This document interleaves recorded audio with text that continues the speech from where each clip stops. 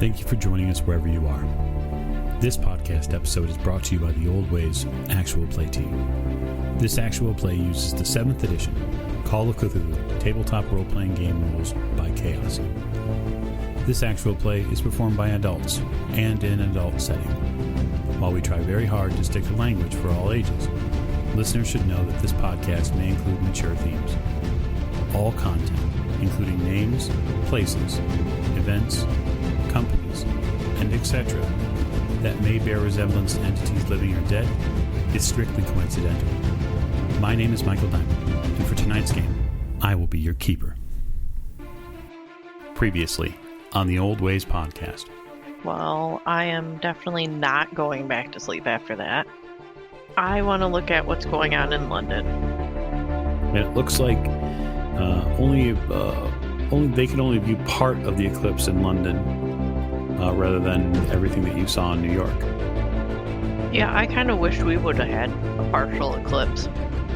And I write on the message, "Dear Mr. Taft, I would be honored to join you for dinner this evening. Sincerely, Ms. Lillian Lane." Thank you for joining us again on another episode of the Old Ways podcast. I am your keeper, Keeper Michael, and we are going to continue our oceanic voyage with the investigators traveling from New York to England, specifically Southampton Docks. And I have with me a modified crew that you're used to hearing every week. So to my right is now Miss Lane. I'm Morgan. I play Lillian Lane, and I really wish it'd go below 80 degrees here. It is awfully hot here where we are at. No sin more coveted these days than central air. At the end of the table.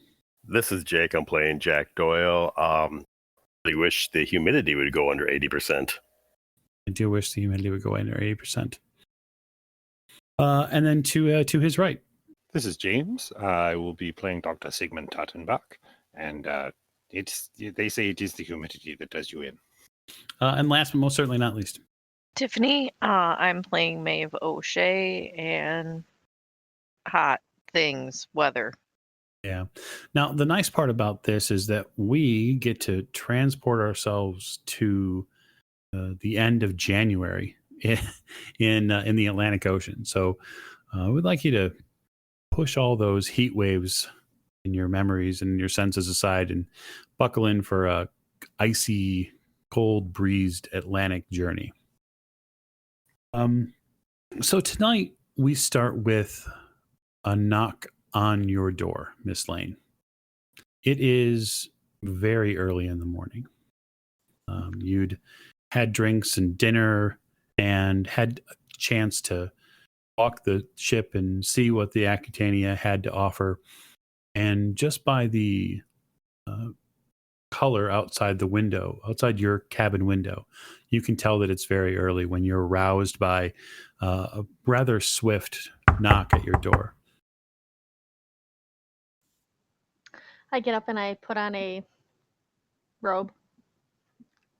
Okay. And I go and peek the door open slightly.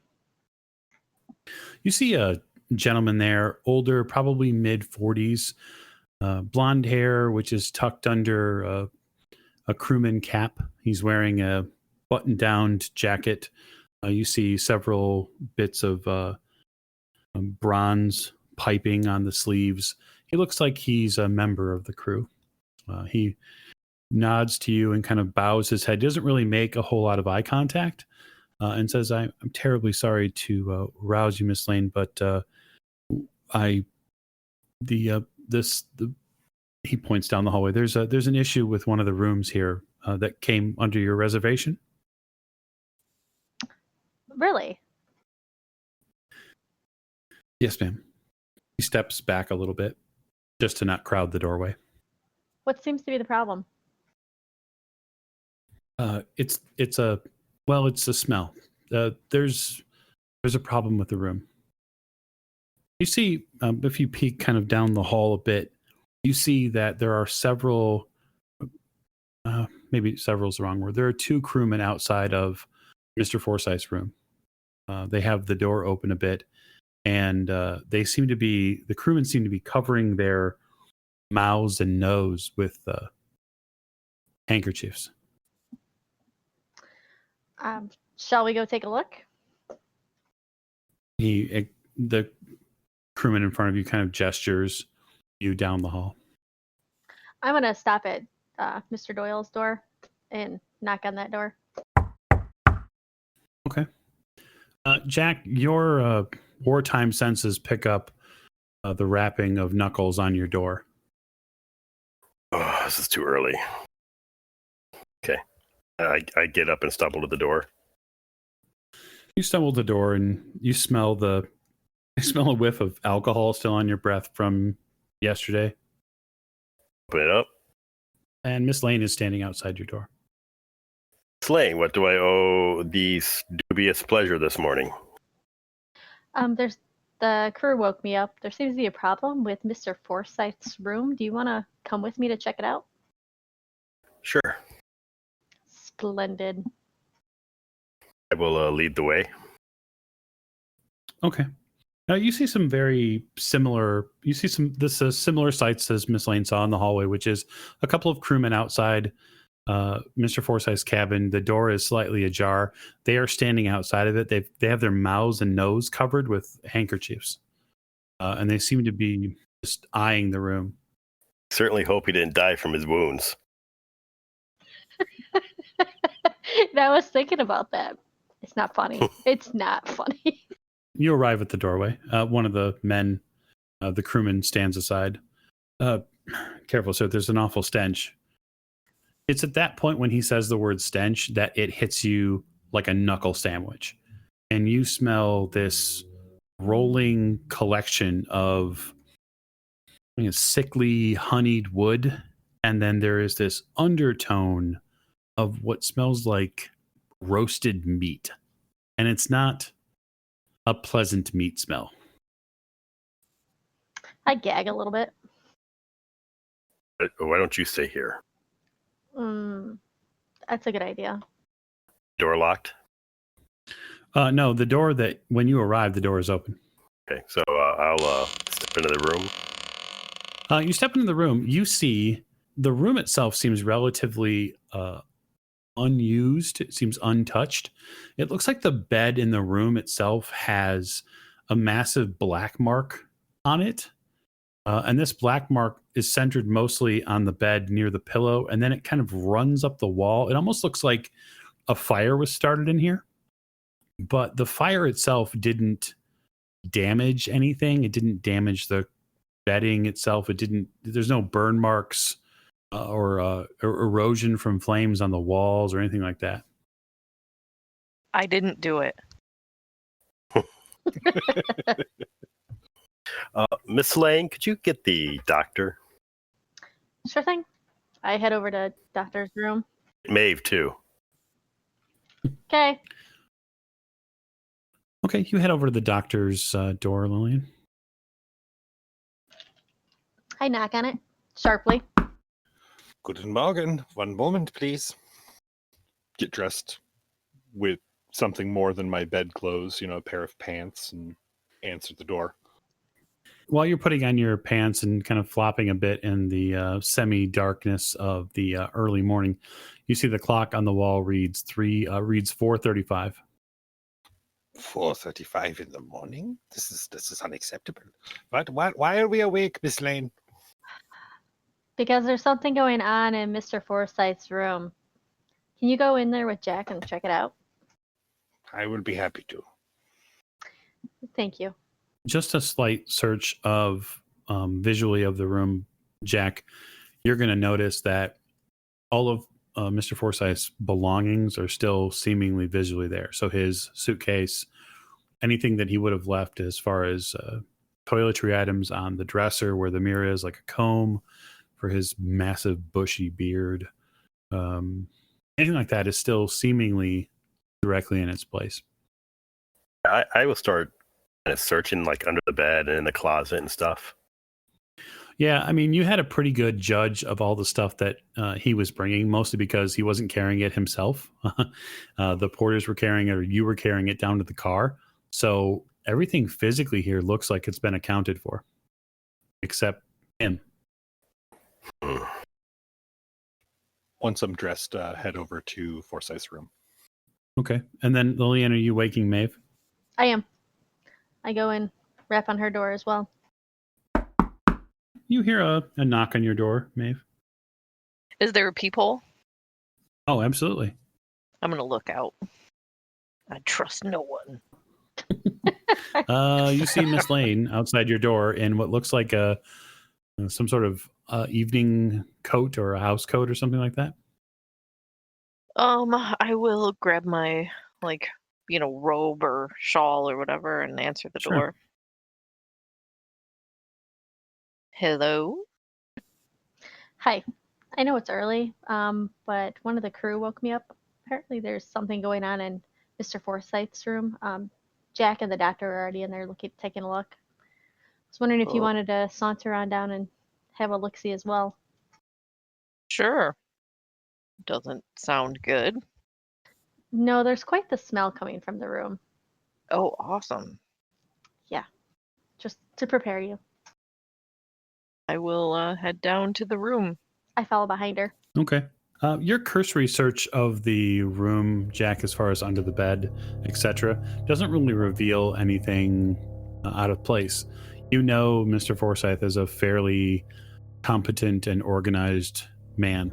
He's an everything in its place sort of person, and nothing here ruins that vision at all. Doctor, your inspection of the room targets basically your eyes target the bed as soon as you walk in. There is definitely a large black marring that's been done of the bed.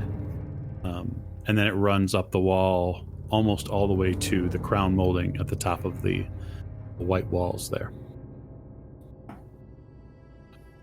What do you make of these marks, Jack? It looks like there was a fire.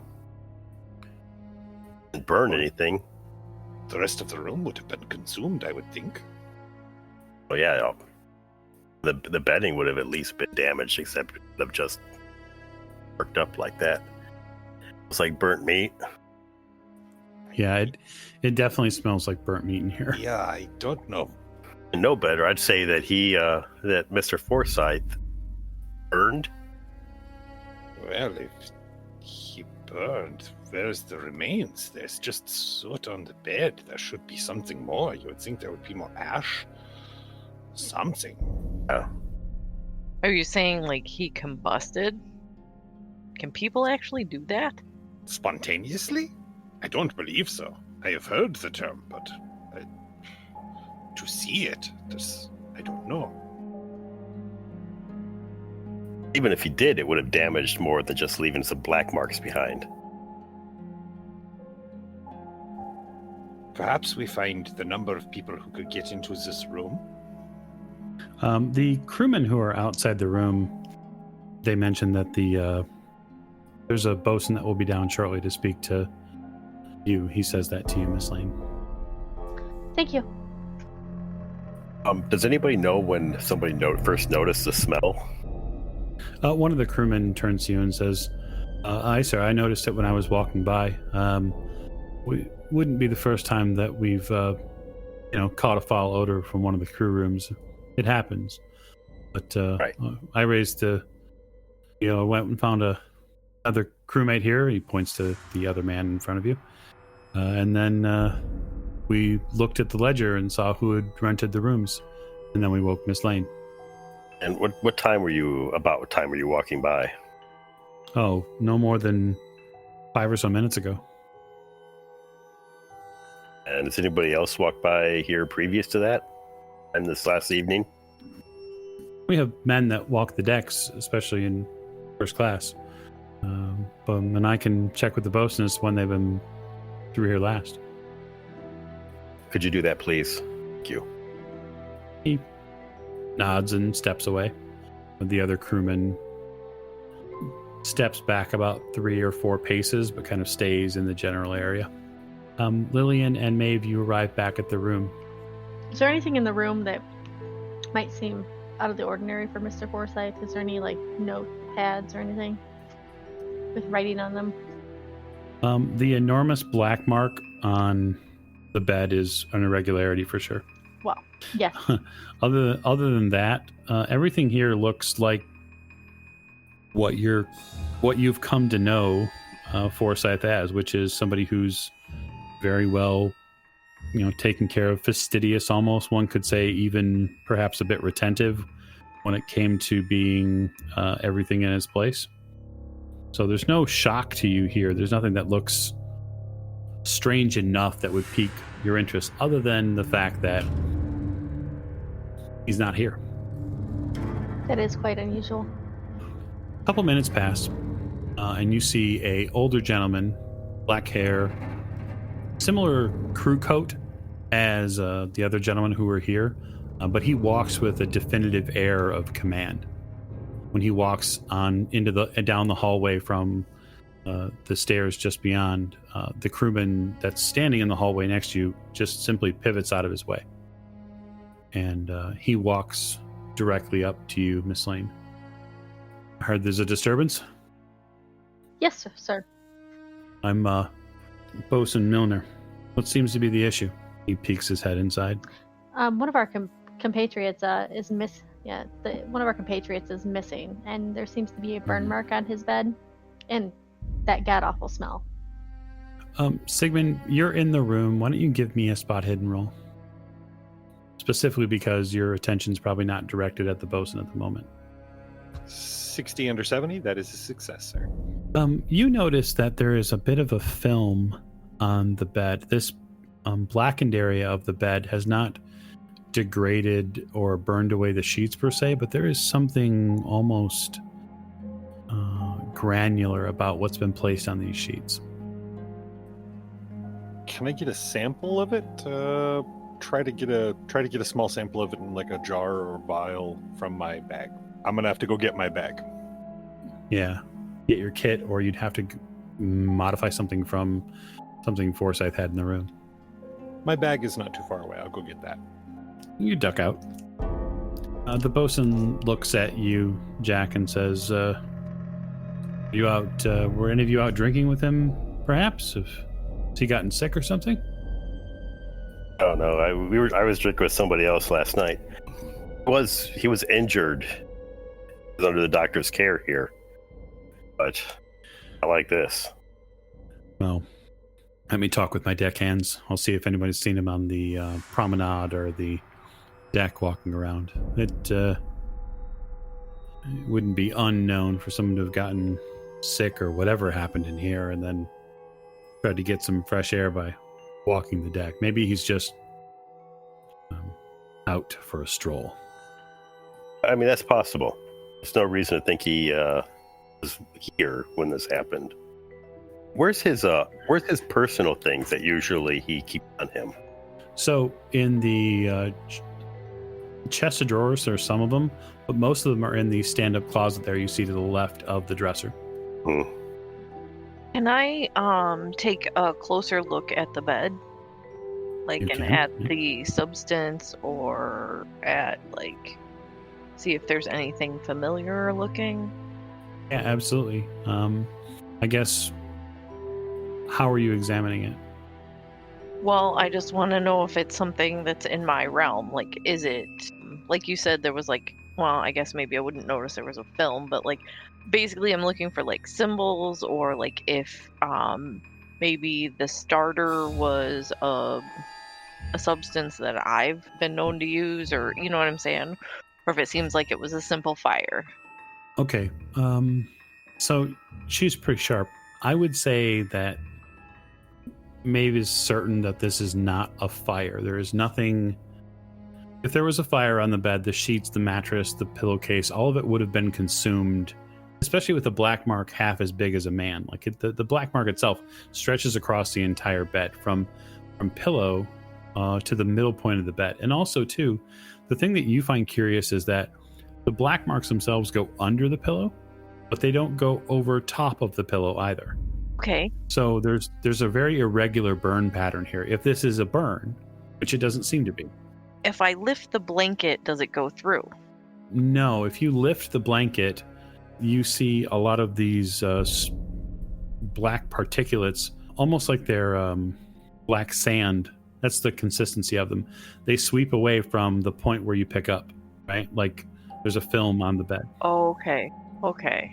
But it doesn't look like something like soaked through the blanket. It doesn't appear so unless you're taking off the blanket entirely to reveal what's underneath it. No. But if I look under the bed, is there more stuff underneath it? There is not. Okay, if I... Well, okay, I'm going to try and be as ladylike as possible. I want to basically look under the bed and, like, look at the bottom of the mattress. That's not very ladylike. But that's okay. So, yeah, you lift the mattress a little bit. Well, I mean, like, I want to, like, get under the bed and look at the mattress because I don't want to lift it and then knock all the stuff off of it. You know what I'm saying? Sure, absolutely. You duck your head under the bed. Yeah, more like I'm, like, scooting kind of under the bed. Jack, this is highly irregular, but it's par for the course. Investigations with Maeve include hiding under beds. Right. And burning things. And you get a bit under the bed, and you don't see any sort of film or residue that coincides with the marks on the sheets. Okay. Now, it looks like in the picture, too, that it goes up the wall. It does. Now, does it go to a particular corner? No, it seems to run up the side of the wall, almost like there are two... There's a big blob of it in one section, and then it kind of trails off for a little while, and then there's a bit near the top of the crown molding there. Okay. Doctor, you return with your bag. Fantastic. I quickly take a sample of the black substance on the bed. And can I use a pharmacy roll to see what I think that is? Absolutely. 58 under 68. So you believe that substance is a form of hardened charcoal that's been burned. And with the pharmacy roll as well, and your successful spot hidden, you put two and two together and realize that one of the smells in this room is frankincense. That's the sweet smell that's in this room. Miss O'Shea, did you smell that? Frankincense? The incense. That would be familiar to me, wouldn't it? Familiar enough. What you think, and you snap to it immediately. Yes, that's what you're smelling. That's part of what you're smelling. But you've been smelling quite a bit of the meat, and so it is definitely possible. Doctor, why don't you help me move the blanket now that you have a sample?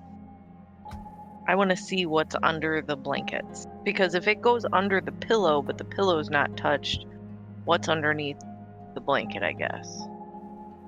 I certainly will. Help her lift the blanket gently off of the bed. You lift the blanket gently off the bed. You see that some of the particulates have gone through the mattress, but not too many of them. I would say maybe 1/100th of the amount that you find on top have pierced through. What do you think, Miss O'Shea? I don't know yet. It's weird, though. And what do you think, Jack? I think it's a little early to decide what's happening yet. So is his personal effects in there? Yeah, absolutely. All of his stuff is here, except the clothes you last saw him in earlier yesterday before you split up. The last time you guys saw him, he was leaving the shooting area at the back of the ship, and he was headed towards the smoking lounge to go play chess with people. Oh, by the way, is that a cabinet I see above the bed? It is absolutely a cabinet above the bed. What's in that cabinet? Are you going to open it up? Yeah. You find 2 bottles of alcohol. Looks like they're whiskey. You're not sure where he got them from or how they ended up in here, but one is unsealed. Maybe it looks like maybe a drink or two has been taken from it. It's possible he was self-medicating during his wounded stage.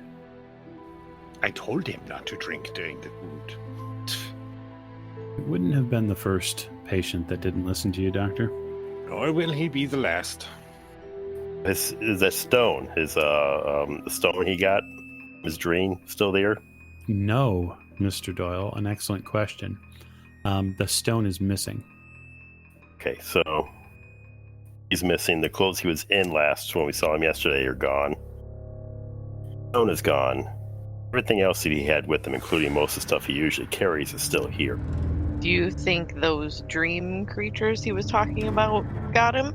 I don't know why they would. I mean, maybe the bosun and stuff isn't in here, are they?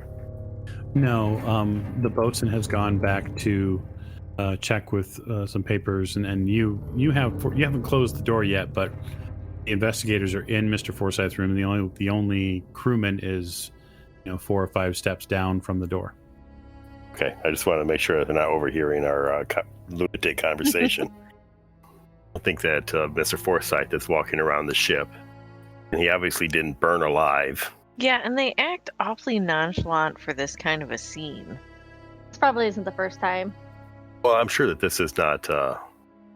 It's strange, but I'm sure that they don't think anything strange about it.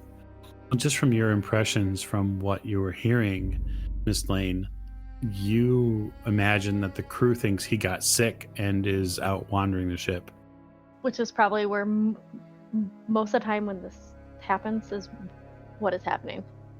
But I don't think in this case that's what's happening. How would you like to divine anything different? All right, so I go and close the door to the room. So she closes the door, and then you're gonna head over to the bed and spend some time touching the bed. I go over and I kind of saunter on over to the bed and just put my hand on the bed. I kind of avoid all their eyes as I'm doing that. Would you like to make a sleight of hand roll to try to do it surreptitiously? Sure. You can make a sleight of hand roll. Okay. Right, I get a 10 out of 10. Very good. Make sure you make a dot on your sheet. Okay, so now because you're acting weird, or you're possibly acting weird, I think I'm going to give everybody in the room a spot hidden roll if they want it. Well, that's not even fair. Yeah, he's a private investigator, so that's kind of my thing. It'd be a hard success. 92 out of 70, no deal.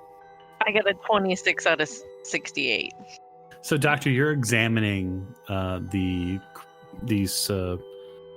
minerals or whatever it is that you found. You've managed to grab your kit. You've gotten a sample of them. You've kind of maybe looked a little bit at the wall just to try to see if there's any differences in the consistency of the black marks. So you're pretty well... your attention is pretty well focused. Fairly busy. Jack, Lillian comes over to the bed, and she kind of gets near the bed and puts her hand on the bed itself and the sheets, and she seems to stay there for a moment. And for probably a good 15-30 seconds, you don't think anything of it because you're looking around the room for more clues, etc., etc. But what tips you off is that Maeve's eyes never leave what Lillian is doing. And it's the minute passing. And the 2-minute passing. And Lillian seems to be very, very focused on holding herself very still while she's touching this bed. Look at Maeve and get Lillian. I'm like, what the fuck, nod? And I nod. A few more heartbeats pass between the two of you, and the light hairs on your arms, Maeve, stand on end. I'm gonna really frantically start looking around. Not act frantically, but you know how you dart around looking at the corners, what's coming. I'm gonna put my back so I'm facing a wall and looking out to the room. Okay. So go ahead and make your skill roll, Lillian, for psychometry. So what I need you to do is in roll 20, go ahead and give me a /1d6 plus 4 roll. And then we're going to add 4 to that. All right, so here's how this works.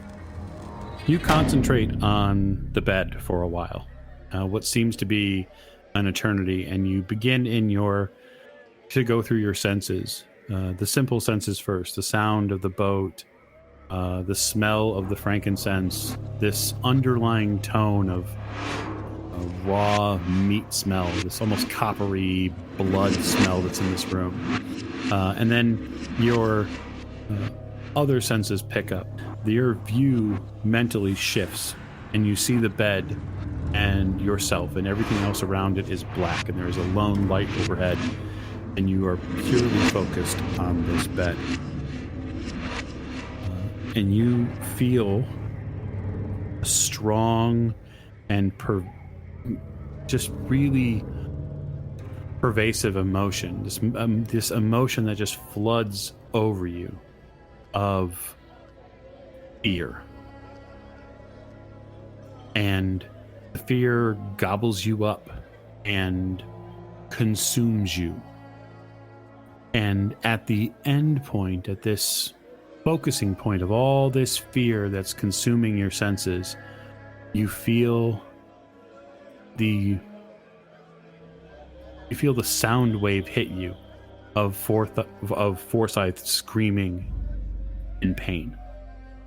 I take a step back and kind of like jolt myself out of wherever I just was. You jolt yourself up, you stand up, and you begin to get a rapid succession of images in your head. Inside this room, you see a black cloud coalesce. It comes out of nowhere for a moment. It spins like a tornado, and this blackness grabs on to Forsyth's body. It rolls him over in the bed before slamming him against the wall and then pushing him into an unnatural position against the wall. And then before he drops by the force of gravity back onto the bed, the pool of this cloud of granular sand blackness consumes him, and he disappears with a pop and hiss. And then you kind of sort of start to see the cabin again with the other investigators around you who have now reacted to your strange and much misunderstood movements. You also lose 10 points of magic. Oh my god. You okay, Miss Lane? I will be in just a second. You are definitely feeling weak. Just need to sit down. I go sit in the chair that's in the corner of the room. Collapse into the chair. You feel like you need a glass of water. Your throat is parched. Miss O'Shea, out in the hallway with me. I want to look at something. Sure. Could be like, she is a demon. I'm gonna follow him out. What was that? I have no idea. But it wasn't okay, I don't think. No, that's not usually something that okay people do. Yeah, that made, like, even I could feel something weird. You both see the bosun heading back down towards the room. Everything all right, folks? We're just talking. I got the information you were looking for, sir. I got a deckhand, Willard. He's on midship. He said he saw this man stumbling around hours ago. But that was the last time? Yes, must have been just about midnight. He was having a conversation with another man. I'm not sure who. But I could get the deckhand down here if you'd like his story. Yeah, I'd like to have a description. Right away. Sorry, Jack, that's your territory there, but... No, that's fine. I was going to say the same thing, so... It's like you're both investigators. Oh, really? I don't know if you can find anything out about what might have happened in there just now. Well, the thing that's weird is I could feel energy, but she didn't say any words and she didn't use anything. So that's kind of out of my realm a little bit. Does Miss Lane look obviously peaked? Oh, yeah, she's gone a bit pale. She's a little sweaty at this point. She needs water. She looks like she's just run a marathon. I bring her a glass of water and offer her, offer her a vitamin shot, or, The two of you head back into the room then, Jack and Miss O'Shea? Yeah. Okay.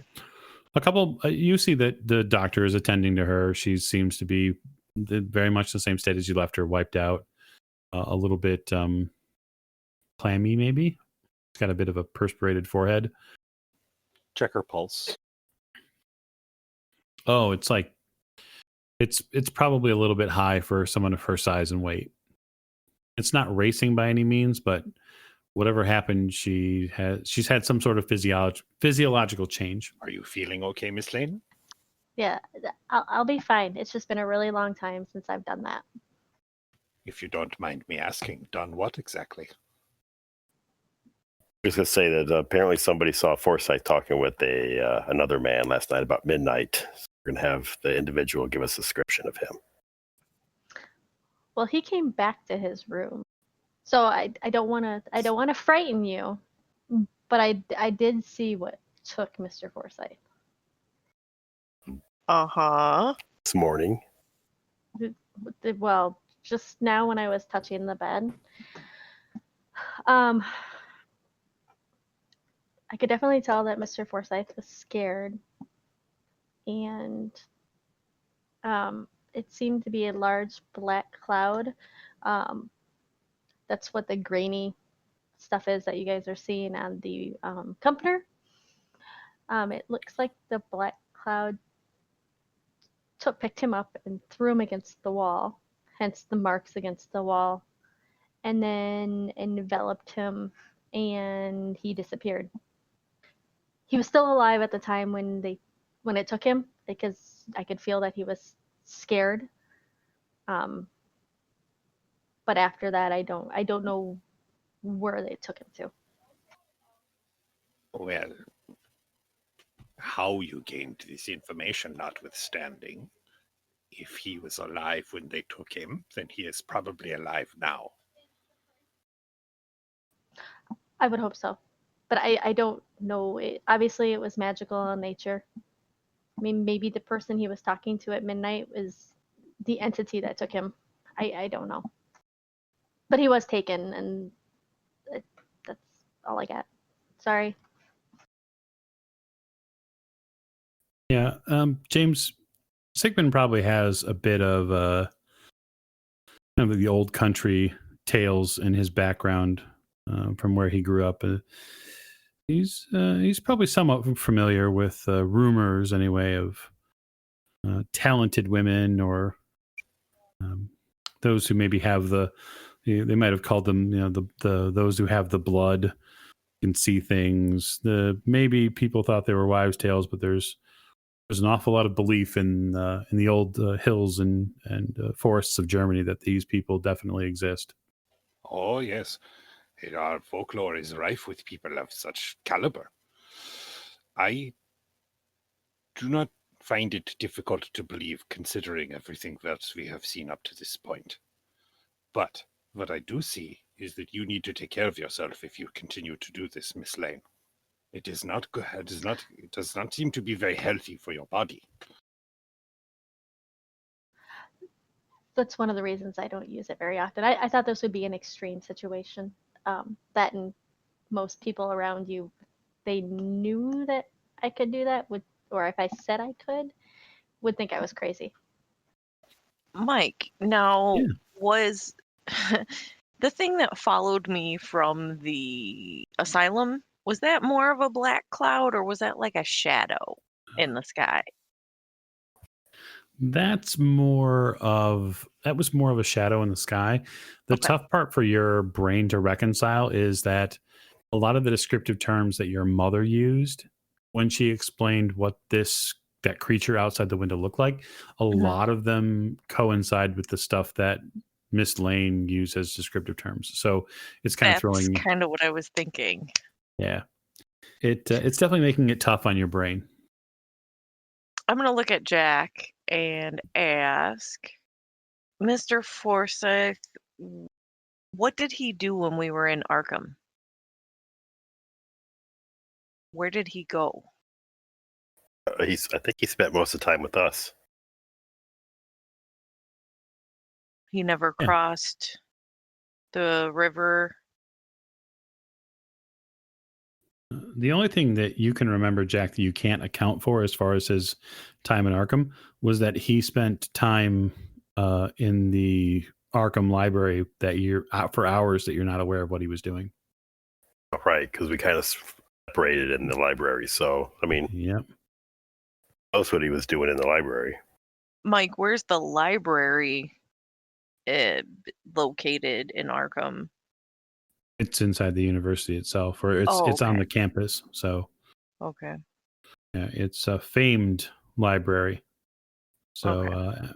and it's known to have all sorts of. Yeah, I just wasn't sure if he was in the university library or if he was like in another, you know what I'm saying, like a little public library or, Sure. you know. Yep. No, he does not appear to have been in a public library. But yeah, the terms are very similar. There's another knock on the door. I'll answer the door. There's a younger man tips his hat to you. His hat to you. Apologies for the knock, but I was told that someone wanted to see me.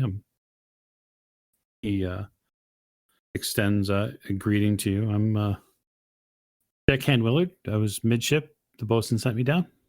Oh, okay. I'm Maeve, and this is Jack. Jack probably has some questions for you. Sir, we're told that you witnessed and who stayed in this room talking to another man last night.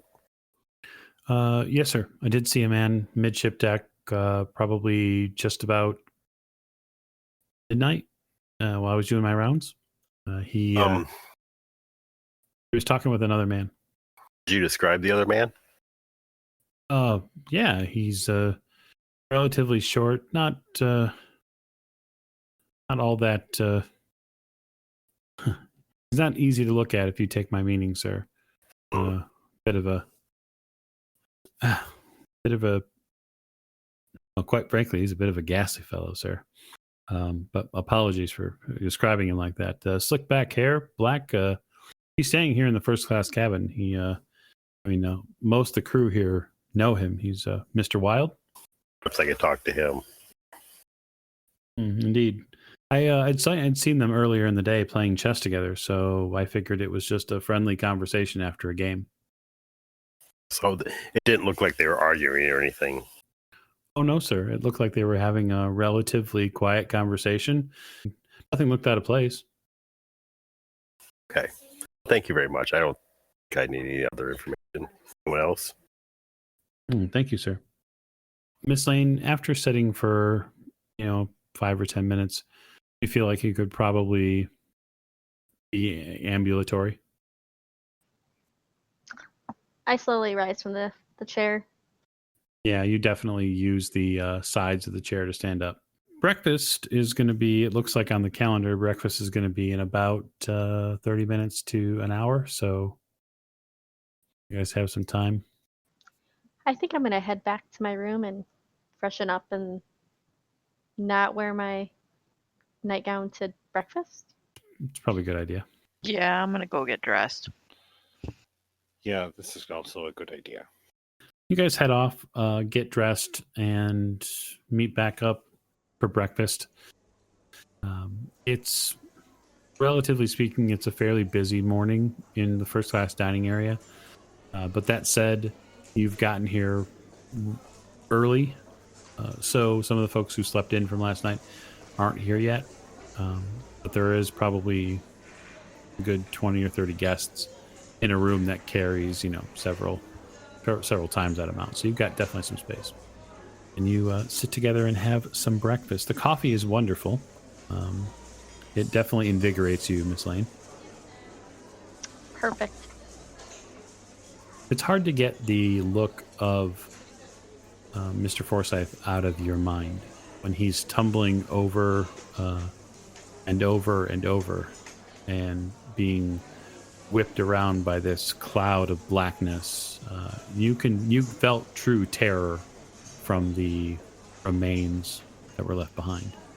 I'm pretty silent at breakfast, just drinking coffee and picking away at the food. You should eat, Miss Lane. Regain your strength. I'm working on it, Doctor. I'm working on it. Jack, go ahead and give me a spot hidden roll. It appears to be a success. While you're sitting at the large breakfast table with the investigating crew, you spy across near one of the edges of the eatery a gentleman that has brought a cat to breakfast. You see he's taken this cat, he has it kind of under one arm, and with his right arm he's using that appendage to wield the fork to get breakfast into his mouth. But you can see what catches your eye specifically is that this cat seems to keep biting his hand, not in a loving way either. But the cat isn't squirming so much like it's trying to get away. It just seems to be biting him. Oh. He is also probably one of the ugliest men you've ever seen in your life. That must be Mr. Wild. He's short with slick back hair. He is definitely short. He also has another gentleman with him. This guy looks almost academic. I'm going to approach their table. Okay, you have to walk across the dining hall, but you get up and... Excuse me, Mr. Wild. The gentleman looks up. You see him give you a good once-over. Can I help you? I believe you know a friend of mine, Mr. Forsyth. He gives you a wide but almost broken smile. You can see that it looks like he didn't unfortunately do himself any favors growing up and take care of his teeth. He nods for a moment and says, yes, I met Mr. Forsyth yesterday. The cat bites at his hand and claws at it while you're there. Oh, unfortunately, he's gone missing. Truly. His face changes a little bit. Missing, you say? Sometime in the night, and I had heard that you had talked to him about midnight or so. That, Archer? He seems to announce to the table. They're checking up on me again. Yes, I strolled on the deck and saw Mr. Forsyth. It must have been middle of the night. I couldn't sleep. It's fair. We're just trying to kind of pin down the last time somebody have seen him. Do you know what time you parted ways? It must have been just after midnight. We shared a cigar on the deck. Your friend Forsyth is quite the chess player. Yes, he is. He keeps trying to get me to play, and that's not my game. It's good to know which games to play and which ones to leave behind. I'd actually complimented him in his travel. He's been many places. Some places few have been. He was a widely traveled and good man. Well read, too. I tried to interest him in a book I have, but he wouldn't have any part of it. He said that he was on the mend still. Said something about a gunshot wound. It sounded terrible. Yeah, he had a bit of a altercation with some other men. But midnight, Mr. Doyle, that's when I would have seen him. Thank you for your help. He didn't unusual or anything that stuck out to you. He seemed tired. It was after midnight, and he is recuperating from a gunshot wound, so that makes sense. Seems to, yes. The cat hisses at you and then bites down on his hand again. It doesn't seem like Mr. Wild really reacts very much. You can also see up close he has scratches, like claw marks and scratches on his face. They're not very wide or big, but You can see that the cat has definitely scratched him more than a few times. What a charming line. What's its name? Yes, the cat here is... but it is my penance to bear, and so it has no other home except with me. I could leave it here on the deck or in my cabin, but it would simply make a mess of everything. I would a pet, but it doesn't appear that it likes me much. Oh, no. The cat doesn't like anyone. Then, well, nice talking to you. You head back over. Sit down back at your table with your compatriots. That was an interesting conversation. He talked to him last night about midnight, and they went their separate ways, and Mr. Forsyth seemed quiet, tired. Well, that's hardly a surprise. I'm just on high alert for weird stuff. I mean, aside from the guy holding a cat, because Jake talked to him, so, It is definitely a little different. The movement of breakfast is pretty normal other than that. The gentleman with the cat, who Mr. Doyle identified as Mr. Wild, gets up. He has a gentleman with him, like a younger gentleman, as I mentioned before. He looks very academic. He's wearing a dark suit. He seems to walk with the shorter man, and they leave breakfast probably not more than 5 minutes after Doyle returns. Miss Lane, the bosun finds you at breakfast. You see the same man that found you in the cabin area. This would be Bosun Milner. Miss Lane, may I trouble you for a moment? Absolutely. What can I help you with, sir? I wanted to let you know that we've done a search of the vessel here over the past hour or so. We have not been able to locate Mr. Forsyth.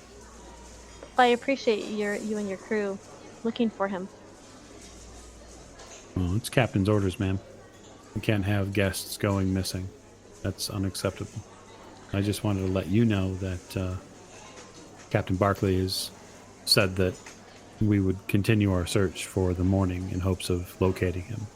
Unfortunately, it is possible that he may have, with the wound, may have fallen over.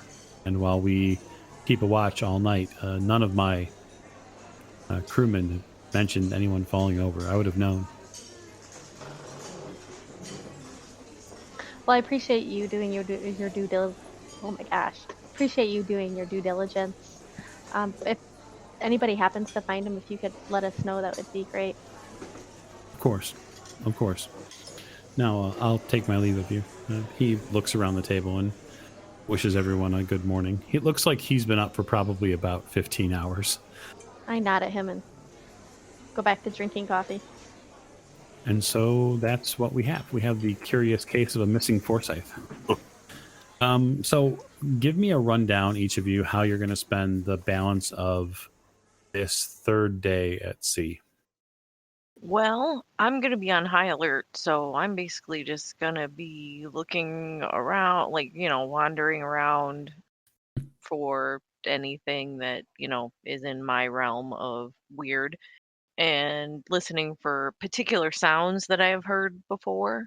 And, yeah, pretty much it. Okay. Doctor, are you doing anything specific with the your sample that you've managed to relieve the bedroom of? I'd like to run it through some further testing if I can do so, just to see if I could really figure out what, if this end has any further properties that I'm unaware of. And then I think I will take a constitutional around the ship. Okay.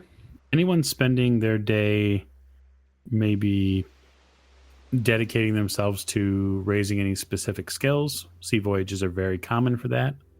You mean like my rifle skill? I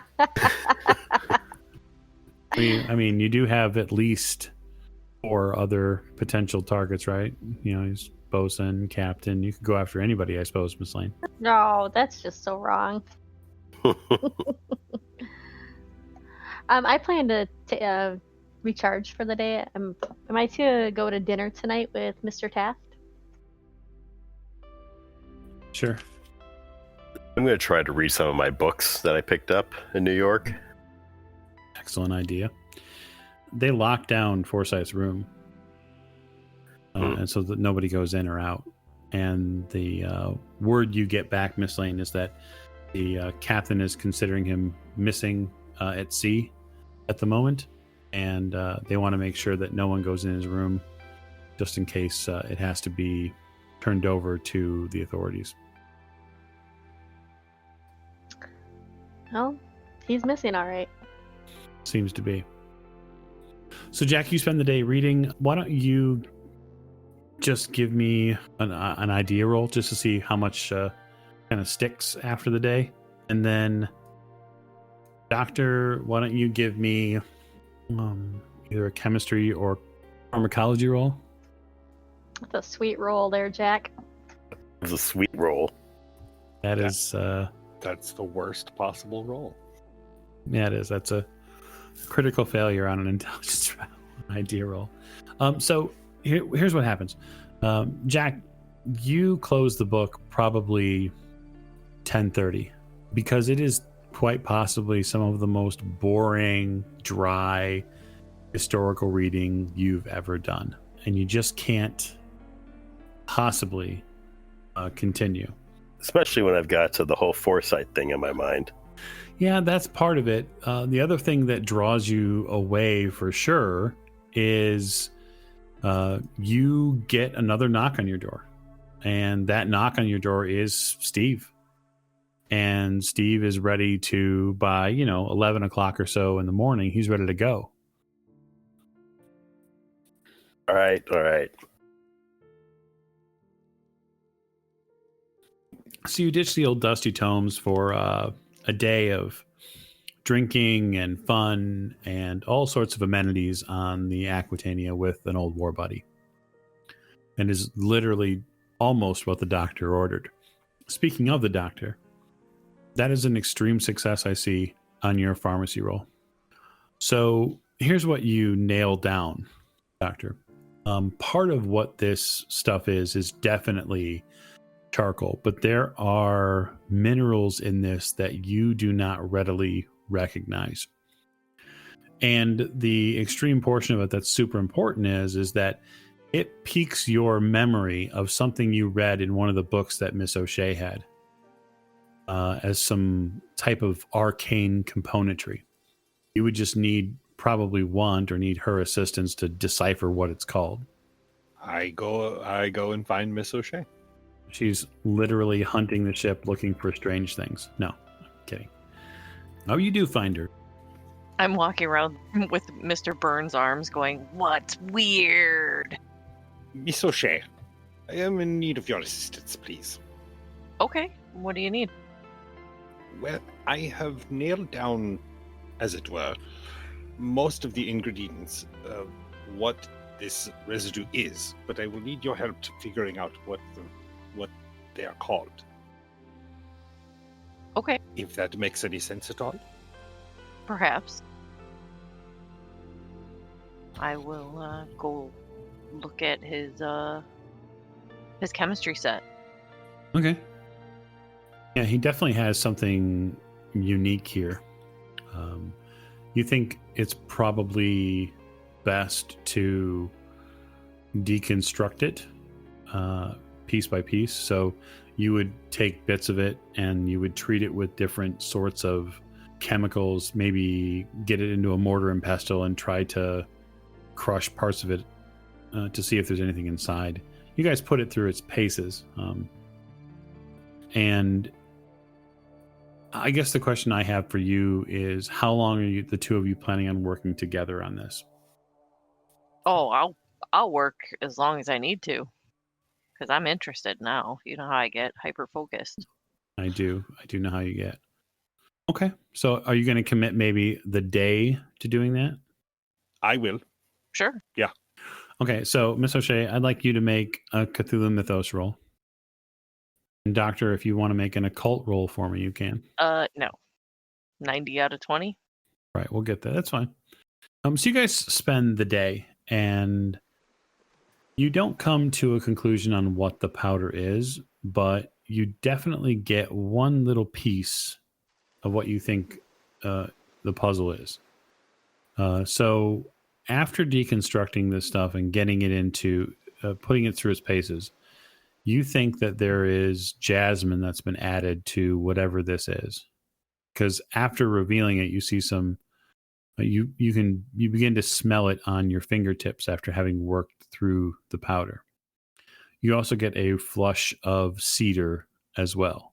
So whatever this powder is, it is the remains of something. Miss O'Shea, you're fairly familiar with spell work, and you believe at this point what this is it is the collected remains of maybe the inside of a cauldron or some type of device that was used to create this powder.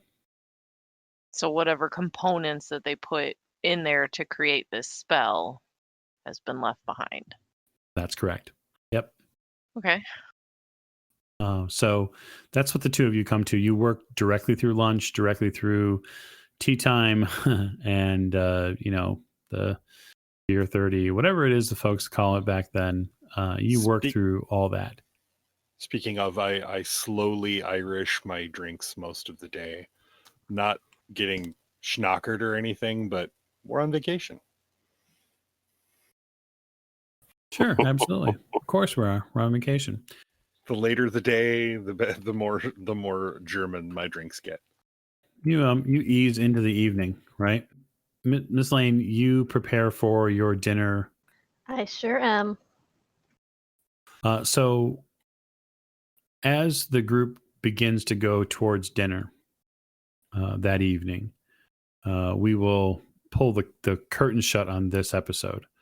So as you head to dinner, some of you famished, some of you already half in the bag. Jack, you and Steve have been out most of the day, and you're fairly liquid at this point. Excellent. And Miss Lane, you have managed to recuperate a bit of your own energy. You feel almost back to normal, having spent such an effort earlier today.